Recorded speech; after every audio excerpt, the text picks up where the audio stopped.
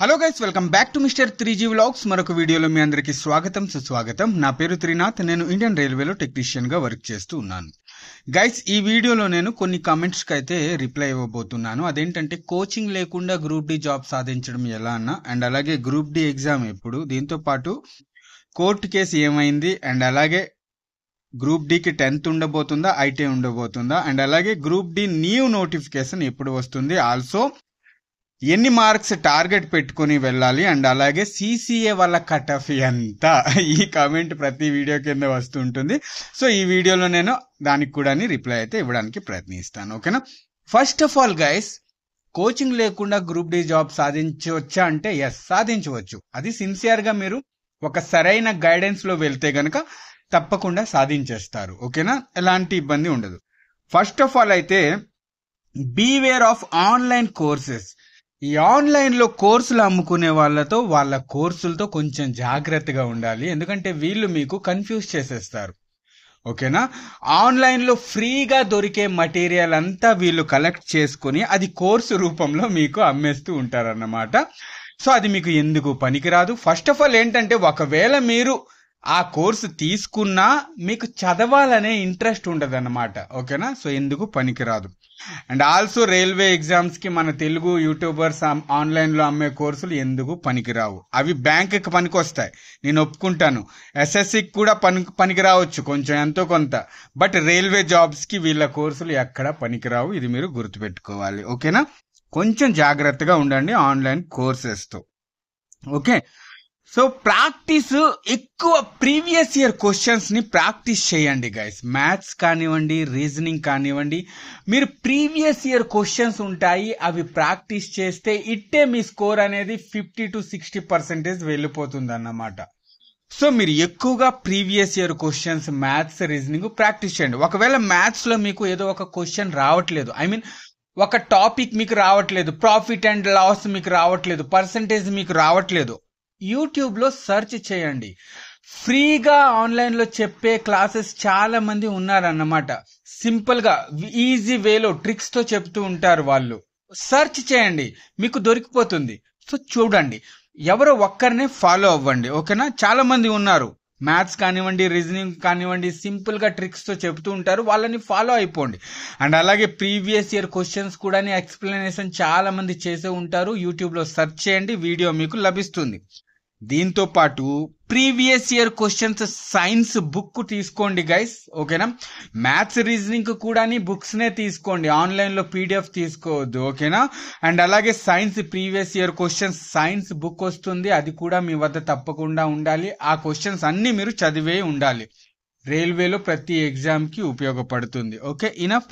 ఇంతవరకు సరైన గైడెన్స్ లో వెళ్తున్నారు అని నేను అనుకుంటున్నాను. దీంతో పాటు డైలీ ఒక మాక్ టెస్ట్ అటెంప్ట్ చేయండి గైస్. మీ ద్వారా అవుతున్న ప్రశ్నల్ని వదిలేయండి. మీ ద్వారా అవని ప్రశ్నలు ఏవైతే ఉన్నాయో ఎలాగోలా యూట్యూబ్ లో సెర్చ్ చేసి, గూగుల్లో సెర్చ్ చేసి వాటి యొక్క ఆన్సర్స్ తెలుసుకోవడానికి ప్రయత్నించండి. మ్యాథ్స్, రీజనింగ్ అయితే గనక ప్రాక్టీస్ చేయండి. ఓకే? ఫ్రీ యూట్యూబ్ ఛానల్స్ చాలా ఉంటాయి, వాళ్ళని ఫాలో అయిపోండి. డైలీ ఏదో మీరు రీల్స్ చూస్తూ ఉంటారు, అనవసరమైన రీల్స్ చూస్తూ ఉంటారు, అవి కొద్ది రోజులు చూడకుండా యూట్యూబ్ లో క్లాసెస్ చెప్పే వాళ్ళు ఉంటారు, వాళ్ళని ఫాలో అయిపోండి. ఓకేనా? ఫ్రీగా చాలా మంది ఉన్నారు అబ్బా. ఇప్పుడు ఈ ఛానల్లో పేర్లు చెప్తే బాగోదు, కానీ చాలా మంది ఉన్నారు. సెర్చ్ చేయండి, మీకు నచ్చిన యూట్యూబర్ ని కంటిన్యూస్ గా ఫాలో అయిపోండి. ఓకేనా? అలాగే బుక్స్ అనేవి మంచి బుక్స్ మీరు తీసుకోండి. తెలుగు మీడియం వాళ్ళ కోసం బుక్స్ గురించి నేను చెప్పాను, ఇంగ్లీష్ మీడియం వాళ్ళ కోసం గురించి ఏ బుక్స్ తీసుకోవాలి అనేది కూడా నేను చెప్పాను. ప్రీవియస్ వీడియోస్ ఉంటాయి, ఒకసారి చూడండి. ఇప్పుడు మ్యాటర్కి వద్దాం. గ్రూప్ డి ఎగ్జామ్ ఎప్పుడు? ప్రతి వీడియో కింద వస్తున్న కమెంట్ గ్రూప్ డి ఎగ్జామ్ ఎప్పుడు. చూడండి గైస్, మీ అందరికీ తెలిసిందే, present RRB, NTPC under graduate exams అయితే జరుగుతాయి, మీ అందరికీ తెలిసిందే. ఓకేనా? ఆగస్ట్, సెప్టెంబర్ ఈ మొత్తం ఒక నెల అయితే జరుగుతాయి అన్నమాట. ఆగస్ట్ 7 నుంచి అనుకుంటా నేను. ఓకేనా? సో సెప్టెంబర్ వరకు టోటల్ గా 30 days అయితే ఎగ్జామ్ అయితే జరుగుతుంది ఎన్టీపీసీది అండర్ గ్రాడ్యుయేట్. మీరు మర్చిపోండి, అంటే సెప్టెంబర్ వదిలేయండి. సెప్టెంబర్ లో గ్రూప్ డి ఎగ్జామ్ జరిగే అవకాశం లేదు. ఓకేనా, ఇది మీరు గుర్తుపెట్టుకోవాలి. దీంతో పాటు కోర్టు కేసు ఏమైందన్నా అని అడుగుతున్నారు. చూడండి, 28 జూలైకి రిప్లై వస్తుంది. కోర్టు ఏదో ఒక రిప్లై అయితే దీనికి ఇచ్చేస్తుంది. 10th ఉండబోతుందా, ఐటే ఉండబోతుందా అని రిప్లై అయితే వచ్చేస్తుంది. ఓకేనా, సో మ్యాక్సిమం ఛాన్సెస్ అయితే ఉన్నాయి 10th ఉండే అవకాశాలే ఉన్నాయి. ఎందుకంటే ప్రతి ఒక్కరూ అప్లికేషన్స్ పెట్టారు కాబట్టి మళ్ళీ దీన్ని ఐటీఐ పెట్టే అవకాశమే లేదు. ఓన్లీ అందరికీ 10th అయితే ఉండే అవకాశం చాలా ఉంది. చూద్దాం 28 జూలైకి ఏం చెబుతారు అనేది, కోర్టు ఏం చెప్తుంది అనేది. ఓకేనా, దీంతో పాటు గ్రూప్ డి న్యూ నోటిఫికేషన్ ఎప్పుడు వస్తుంది అన్న అంటే చూడండి గైస్, ఎగ్జామ్ ఎప్పుడు జరుగుతుంది అనేది ఫస్ట్ మీరు తెలుసుకోండి. మ్యాక్సిమం అక్టోబర్ నవంబర్ ఓకేనా ఎగ్జామ్ ఉండే అవకాశం ఉంది గ్రూప్ డిది. ఓకే, ఎట్లా అయితే గ్రూప్ డి ఎగ్జామ్ అయిపోతుందో ఇందులో కూడా చూడండి, ఆర్ఆర్బి అండర్ గ్రాడ్యుయేట్ ఎగ్జామ్స్ జరగడానికే ఇక్కడ 30 రోజులు పడుతుంది. అంటే ఇప్పుడు అక్టోబర్ నవంబర్ అంటే గ్రూప్ డి ఎగ్జామ్స్ కోటి అప్లికేషన్స్ ఓకేనా, అందులో మినిమం 50 లక్షల మందినే ఎగ్జామ్ రాస్తారు. ఇది మీరు గుర్తుపెట్టుకోవాలి. సో 50 లక్షల మందికి ఎగ్జామ్ సెంటర్స్ అరేంజ్ చేయాలి అంటే కనుక మ్యాక్సిమం 45 days to 50 days అయితే పడుతుంది. ఓకేనా, ఎగ్జామ్ అయితే గ్రూప్ డి ఎగ్జామ్ జరుగుతుంది. ఓకేనా, సో అక్టోబర్ నవంబర్ లో ఎగ్జామ్ జరిగే అవకాశాలు ఉన్నాయి కాబట్టి నెక్స్ట్ నోటిఫికేషన్ డిసెంబర్ లో వచ్చే అవకాశాలు ఉన్నాయి. డిసెంబర్ 2025లో వచ్చే అవకాశాలు ఇక్కడ కనిపిస్తున్నాయి. ఓకే, ఇంకొక కమెంట్ నాకు వస్తూ ఉంటుంది, అన్న గ్రూప్ డి వేకెన్సీ ఇంక్రీజ్ చేస్తారా అంటే ఇంక్రీజ్ చెయ్యరు. ఇది మీరు గుర్తుపెట్టుకోవాలి. ఇప్పుడు గ్రూప్ డి ఇంక్రీజ్ చేస్తే కనుక కొత్త నోటిఫికేషన్ వచ్చే అవకాశం ఉండదు. సో అందుకే ఈ కొత్త నోటిఫికేషన్ రావాలి అంటే కనుక గ్రూప్ డి ఇప్పుడు ప్రజెంట్ నోటిఫికేషన్ ఏదైతే ఉందో 32,000 వేకెన్సీ ఏదైతే ఉందో అవి ఇంక్రీజ్ చెయ్యరు.